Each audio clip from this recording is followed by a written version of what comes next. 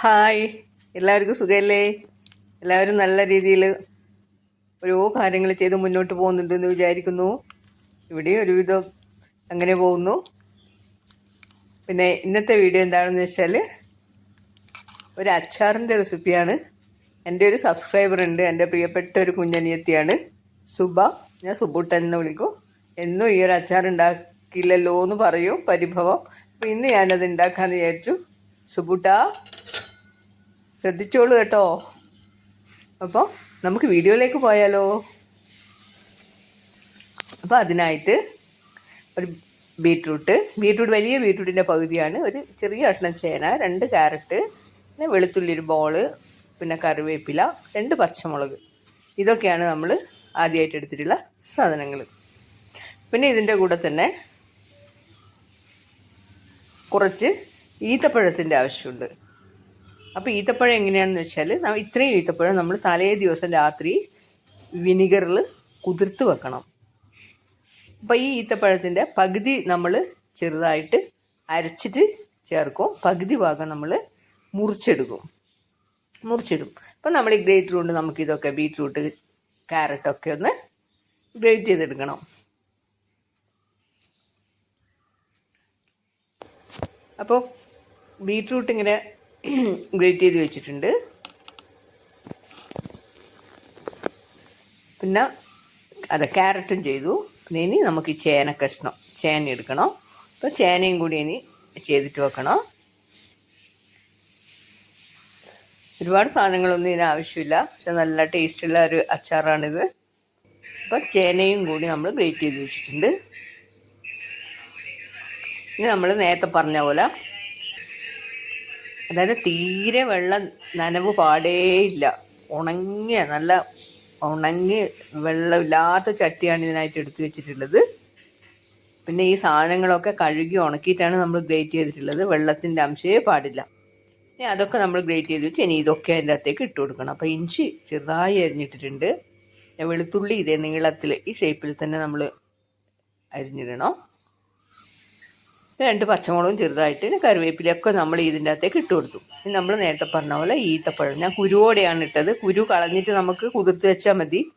ഞാൻ കുരുവോടെ തന്നെ അങ്ങ് ഇട്ടുപോയി. അപ്പോൾ ഇപ്പോൾ ഞാൻ കുരു മാറ്റിയിട്ട് ഇതിൽ പകുതി എടുത്തിട്ട് മിക്സിയിലിട്ടിട്ട് അരച്ചെടുക്കും. ബാക്കിയുള്ളത് ഇത്രയുള്ളത് ഇതിൻ്റെ അകത്തേക്ക് അരിഞ്ഞിട്ട് തന്നെ ഇട്ട് കൊടുക്കും. ഇനി നമുക്ക് അടിച്ചെടുക്കണം. അപ്പോൾ അത് തീർക്കാൻ നമുക്ക് ഇതിൻ്റെ അകത്തേക്ക് ഒഴിച്ചു കൊടുക്കാം. അപ്പോൾ എല്ലാം ചട്ടിയിൽ, നല്ല ആറിയ ചട്ടീൻ്റെ അകത്തേക്ക് നമ്മൾ ഇട്ട് കൊടുത്തിട്ടുണ്ട്. ഇനി ഇതിൽ നമ്മൾ മുറിച്ചിട്ട് വെച്ച ഈത്തപ്പഴം ഇട്ട് കൊടുക്കണം. ഒട്ടിപ്പിടിച്ചിരുന്നതാണ് പ്രയോഗം.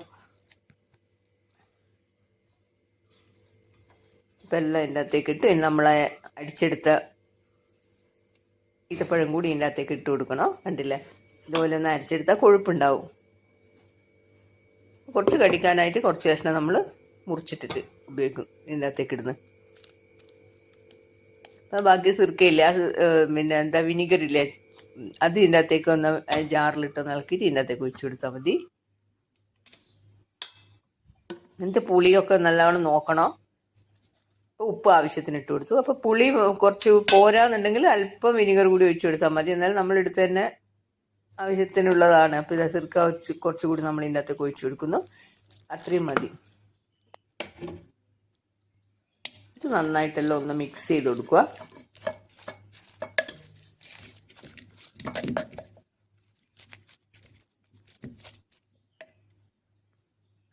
ഇനി ഇതിൻ്റെ അകത്താണ് പ്രധാനപ്പെട്ട ഒന്നിടണം. നമ്മൾ 100 ഗ്രാമിൻ്റെ അച്ചാർ പാക്കറ്റാണ്, പൊടിയുടെ പാക്കറ്റാണ് എടുത്തത്. അത് നമുക്ക് 50 ഗ്രാമേ ഇതിന് വേണ്ടുള്ളൂ. അപ്പോൾ 50 ഗ്രാമോളം എടുത്തിട്ട് നമുക്ക് ഇതിൻ്റെ അകത്തേക്ക് ഇട്ട് കൊടുക്കണം.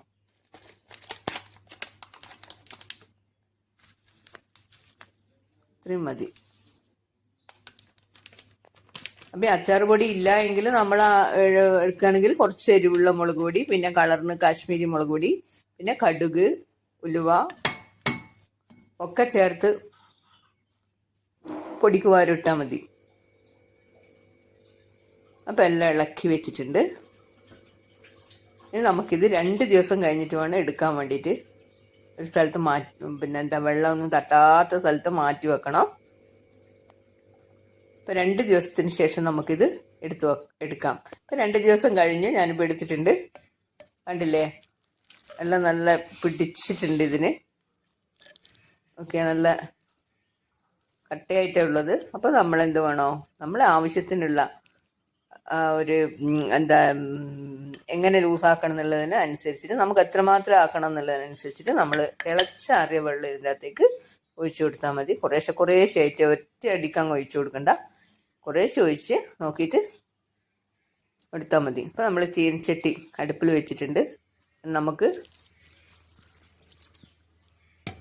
നല്ലെണ്ണയിൽ വേണം നമ്മൾ കടുക് പൊട്ടിക്കുക. അപ്പോൾ അതിന് മുമ്പ് നമ്മളിതാ അല്പം തിളച്ചാറിയ വെള്ളം ഒഴിച്ചിട്ട് നമ്മളിതൊന്ന് ലൂസാക്കി എടുക്കുന്നുണ്ട്. കണ്ടില്ലേ, ഇപ്പോൾ പാകത്തിനായില്ലേ. ഇനി അവരവരുടെ ഇഷ്ടത്തിനനുസരിച്ചിട്ട് ലൂസാക്കിയാൽ മതി കേട്ടോ. ഇത്ര മതിയില്ലേ, പോരാന്നുണ്ടെങ്കിൽ കുറച്ചുകൂടി ഒന്ന് ഒഴിച്ചിട്ട് ആക്കി കൊടുത്താൽ മതി.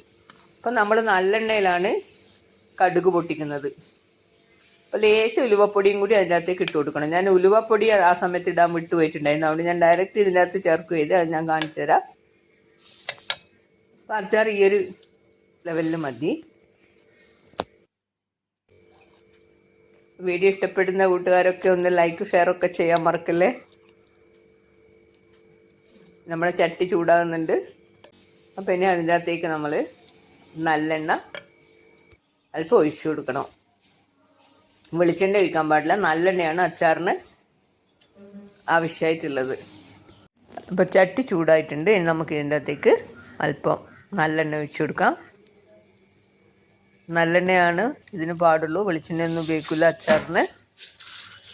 ഇനി കടുക് ഇട്ട് കൊടുത്തു. കടുക് പൊട്ടുമ്പം തന്നെ 1/2 ടീസ്പൂണ് ഉലുവപ്പൊടിയും കായപ്പൊടിയും ചേർക്കാൻ മറന്നു പോകരുത്. എന്നോടിത് കാണിക്കാൻ വിട്ടുപോയതാണ്, ഞാൻ പിന്നീട് ചേർക്കുക ചെയ്തത്. ഒന്ന് ചൂടാവുമല്ലോ പൊടികൾ. അച്ചാർ പൊടിയിലുണ്ടാവും, എന്നാലും നമ്മളൊരു ടേസ്റ്റിന് വേണ്ടിയിട്ട് ഇടുന്നതാണ്. പിന്നെ നന്നായിട്ട് തണുത്തതിന് ശേഷം മാത്രമേ ഇത് അച്ചാറിൻ്റെ അകത്തേക്ക് ഒഴിച്ചു കൊടുക്കാൻ പാടുള്ളൂ, അല്ലെങ്കിൽ അച്ചാർ പൂത്തുപോകാൻ സാധ്യതയുണ്ട്. ഇപ്പോൾ നന്നായി തണുത്തിട്ടുണ്ട്. പിന്നെ ഇതിൻ്റെ അകത്തേക്ക് ഒഴിച്ചു കൊടുക്കാം. എന്നിട്ടൊന്ന് നന്നായിട്ടൊന്ന് മിക്സാക്കി കൊടുക്കണം. പിന്നെ നമ്മൾ ഒരാഴ്ച കഴിഞ്ഞിട്ട് എടുക്കുന്നതാണ് നല്ലത്, അല്ലെങ്കിൽ 2 ദിവസം കഴിഞ്ഞിട്ടും എടുക്കാം. പക്ഷേ ഏറ്റവും നല്ലത് കുറച്ചും കൂടി കഴിഞ്ഞിട്ട് എടുക്കുന്നതാണ്. ഇപ്പോൾ ക്ഷമയില്ലെങ്കിൽ നമുക്ക് ഉപയോഗിച്ച് തുടങ്ങാം. പിന്നെ ചില്ലുകുപ്പിയാണ് ഇതിന് ഏറ്റവും നല്ലത്, പ്ലാസ്റ്റിക് ബോട്ടിലിനേക്കാളും. അപ്പോൾ ഇന്നത്തെ വീഡിയോ ഇത്രയേ ഉള്ളൂ ഗൈസ്. വീഡിയോ ഇഷ്ടപ്പെട്ടെങ്കിൽ ലൈക്ക് ഷെയർ ഒക്കെ ചെയ്യണേ. അടുത്ത വീഡിയോ ആയി വരുന്നവരെ ബായ്, താങ്ക് യു.